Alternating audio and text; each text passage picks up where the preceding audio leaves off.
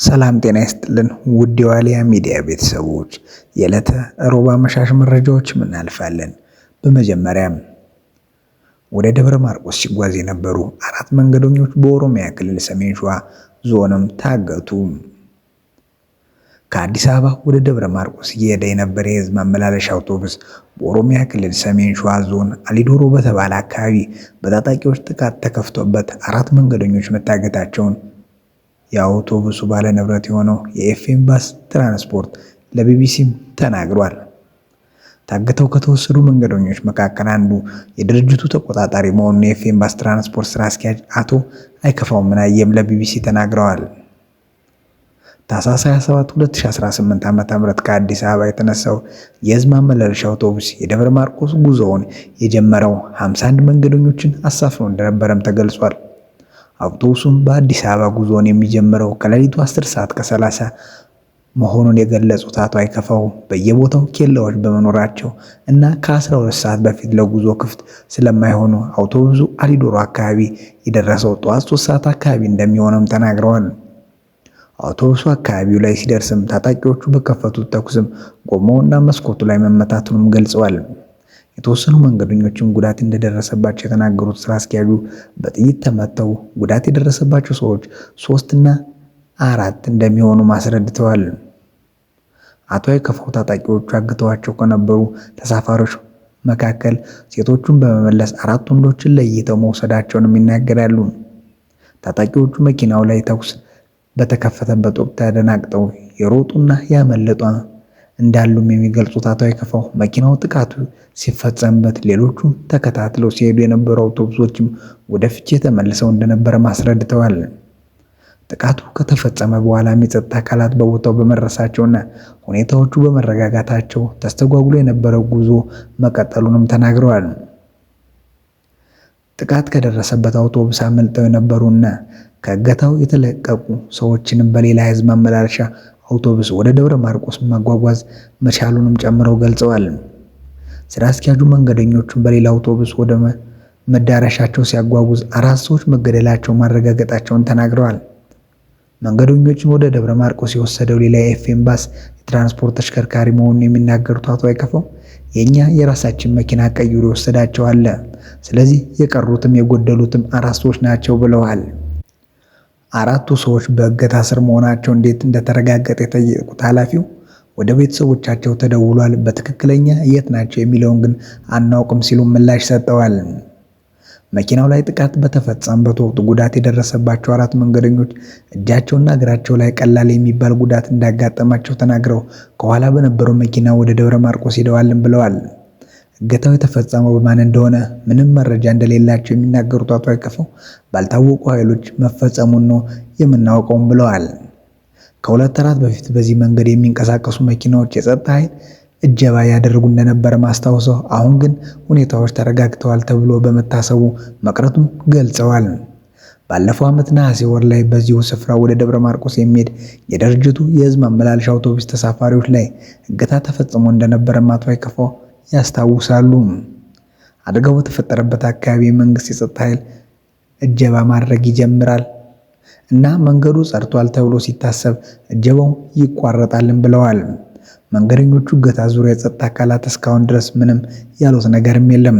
በኦሮሚያ ክልል ሰሜን ሸዋ ዞን አሊዶሮ ተብሎ የሚጠራው ልዩ ቦታ በአገር አቋራጭ ተሽከርካሪዎች ላይ በተደጋጋሚ ጥቃት የሚፈጸም ሲሆን ከዚህ ቀደም መንገደኞች መታገታቸውም ይታወሳል። ወደ ቀጣይ መረጃ ስናልፍም በቡርኪና ፋሶ መሪ ኢብራሂም ትራኦሬ ላይ ሊፈጸም የነበረ የግድያ ሴራ መክሸፉንም ተሰማ። የቡርኪና ፋሶ ወታደራዊ መሪ የሆኑት ካፒቴን ኢብራሂም ትራኦሬ ለመግደል የተቀናቀናበረ ሴራ መክሸፉንም የምዕራብ አፍሪካዊቱ ሀገር መንግስት ማስታወቀ።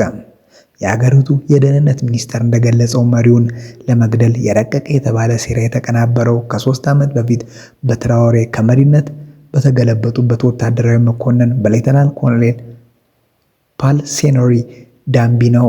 የደህንነት መሳሪያ ቤታችን ይህን ሴራ በመጨረሻው ሰዓት ላይም ደርሶበታል። ሴረኞቹ የሀገሪቱ መሪ ለመግደልና ሲቪል ባለስልጣናትን ጨምሮ ሌሎች ቁልፍ ተቋማትን ለመምታት እቅድ ነበራቸው ሲሉም የደህንነት ሚኒስተሩ ተናግረዋል። አክለውም ሴራው ከጎረቤት ሀገር አይቬሪ ኮስት አማካኝነት ተደግፏል ሲሉም ከሰዋል። ይህንን ክስ በተመለከተ ከኮሎኔል ዳንቢቦ ሆነ ከአይቬሪ ኮስት እስካሁን የተሰጠ ምላሽ የለም። በርካቶቹ ከቶማስ ሳንካራ ጋር የሚያመሳስላቸው የቡርኪና ፋሶ መሪ ካፒቴን ትራኦሬ ስልጣን ላይ በቆዩባቸው 2 ዓመታት ውስጥም 2 የመፈንቅለ መንግስት ሙከራም ተደርጎባቸዋል። በተጨማሪም በሀገሪቱ ውስጥ እየተጠናከረ በመምጣት ሚሊዮኖች ከቤታቸው ያፈናቀሉት እስላማዊ ታጣቂ ኃይሎች ከባድ ፈተናም ሆኖባቸዋል። የ37 ዓመቱ ጎልማሳ በዚህ ሁሉ ተደራራቢ ፈተናዎች ውስጥም ቢሆኑም በሀገራቸው እና ከሀገራቸው ውጭ ዝናንም አትርፈዋል። ምንም እንኳን በአምባገነንነት ቢከሰሱም በአፍሪካ አንድነት ላይ ባላቸው አቋምና በምዕራባውያን ላይ በሚያቀርቡት ትችት ተወዳጅ ናቸው። የደህንነት ሚኒስተሩ እንደሚሉትም ባለስልጣናት ሴራ ጠንሳሾች እቅዳቸውን ሲያወጡም የሚያሳይ ቪዲዮ አግኝተዋል። በቪዲዮ ላይም ባለፈው ቅዳሜ ምሽት 5 ሰዓት ገደማ ከቅርብ ርቀት አሊያም በመኖሪያ ቤታቸው ላይ ፈንጂ በማጥመርም ፕሬዝዳንቱን ለመግደል ሀሳብ እንዳላቸው ሲወያዩም ነበርም ይላሉ። ቀጥሎ ደግሞ ሌሎች ወታደራዊና የሲቪል መሪዎችን ለመግደል አሲረዋል ሲሉም ይወነጅላሉ። ሳና እንደሚሉትም ዳሚባ ወታደሮችና ሲቪሎችን አጣምረው ከአይቬሪ ኮስት የመጣ 70 ሚሊዮን የቡርኪና ፋሶ ፍራንክ ወይም $125,000 የውጭ ፈንድ ከማግኘታቸው በተጨማሪ የውጭ ኃይሎችን ጣልቃ ከመግባታቸው በፊት የሀገሪቱን የድሮን መተኮሻ ጣቢያ ለመምታትም እቅድ ነበራቸውም ብለዋል። ምርመራችንን ቀጥለናል። በርካታ ሰዎች በቁጥጥር ስር አውለናል። እኒህ ግለሰቦች ችሎት ፊት ይቀርባሉ ሲሉ ሚኒስተሩ በሀገሪቱ ቴሌቪዥን ጣቢያም ተናግረዋል። ሳና አሁን ሁኔታው ተረጋግቷል ብለው ዜጎች በመታለል አደገኛ ሁኔታ ውስጥ እንዳይገቡ አሳስበዋል። ምንም ያክል ሰዎች በቁጥጥር ስር እንደዋሉም የሚታወቅ ነገር የለም ተብሏል። ሀገር ቤትና ውጭ ያሉ ተቺዎች የትራኦሬ መንግስት አምባገነናዊ ተቃውሞ ድምፃቸውን የሚያፍን እንዲሁም ወታደራዊ መሪዎች በጅምላ የሚያስርና ሚዲያ ላይ ገደብ የጣለ ነው ሲሉም ይወቅሳሉ። የቡርኪና ፋሶ ጁንታ የውጭ ሀገር በአይቬሪ ኮስት በኩልም እየመጣብኝ ነው ብሎ ክስ ሲያሰማ የመጀመሪያ አይደለም። በሁለቱ ሀገራት መካከል ያለው የኃይል መጎሻሸም በቀጠናው ተጨማሪ ውጥረት ያመጣል የሚል ስጋትም አለ። ኮሎኔል ዳንቢያ በምርጫ የተመረጡ መንግስት ፈንቅለው በአውሮፓውያኑ 2022 ከጥር እስከ መስከረም ድረስ ቡርኪና ፋሶን መርተዋል። ከስልጣን ከተወገዱ በኋላ ወደ ጎረቤት ሀገር ቶጎ ሸሽተው በማህበራዊ ሚዲያ ገጻቸው ለተተኪው መንግስት ስኬት እመኛለሁ ብለው መጻፋቸውም ይታወሳል። ወደ ቀጣይ መረጃ ስናልፍም ሩሲያ በአሜሪካ እየታደነ ያለውን ነዳጅ ጫኝ ታንከር ለማጀብም በሰርጓጅ መርከብ አሰማራች። ሩሲያ የአሜሪካ ኃይሎች በቁጥጥር ስር ለመዋል ክትትል እያደረጉበት ላለው በአትላንቲክ ውቅያኖስ ላይ የሚጓዝ ነዳጅ ጫኝ መርከብን ለማጀብ ሰርጓጅ መርከብ ጨምሮ የባህር ኃይሏን ማሰማራቷን በአሜሪካ የቢቢሲ አጋር የሆነው ሲቢኤስም ኒውስ ዘግቧል። በአሁኑ ሰዓት ምንም አይነት ጭነት ያልያዘው ይህ መርከብ ከዚህ ቀደም የቬንዙዌላ ድፍድፍ ነዳጅ ሲያጓዝ ቆይቷል። ማክሰኞ ዕለት በስኮትላንድ እና በአይስላንድ መካከል እየተጓዘ እንደነበረም ተገምቷል። ፕሬዝዳንት ዶናልድ ትራምፕ ማዕቀብ ተጥሎባቸው ነገር ግን ወደ ቬንዙዌላ በሚገቡና በሚወጡ የነዳጅ ጫኝ መርከቦች ላይ እገዳ እንዲጥልም ባለፈው ወር ትዕዛዝ ሰጠው ነበር። የቬንዙዌላ መንግስት የትራምፕን ትዕዛዝ ዘረፋ ሲሉም ገልጸውታል። ባለፈው ሳምንት ቅዳሜ በአሜሪካ ኃይሎች ተይዞ የሀገሪቱ የቀድሞ መሪ ኒኮላስ ማዱሮ የቬንዙዌላ መንግስት መርከባቸውን በመጠቀም ወደ አሜሪካ እጽ ያስገባሉ የሚልም ተደጋጋሚ ክስ ከትራምፕ ሲቀርባቸውም ነበር።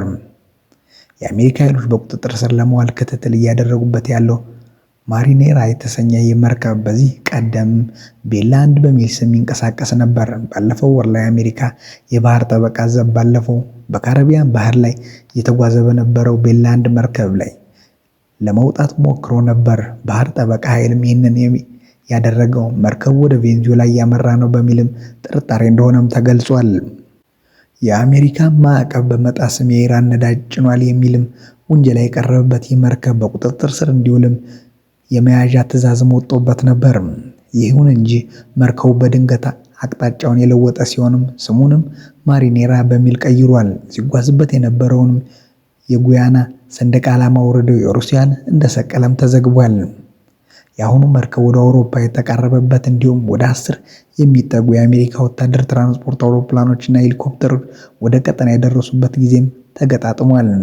ሩሲያ በበኩሏ በመርከቡ ዙሪያ ያለውን ሁኔታ በስጋት እየተከታተልኩ ነው ብላለች። ሁለት የአሜሪካ ባለስልጣናት ማክሰኞ ዕለት ለቢቢሲ ኒውስ እንደገለጹት ከሆነ የአሜሪካ ኃይሎች መርከቡ ላይ የመውጣት እቅድ አላቸው። የአሜሪካ መንግስት መርከቡን ከማስመጥ ይልቅ በቁጥጥር ስር መዋሉን እንደሚመርጥም ምንጮቹ ገልጸዋል። ስላዳመጡ እናመሰግናለን። ቸር ቆዩልን።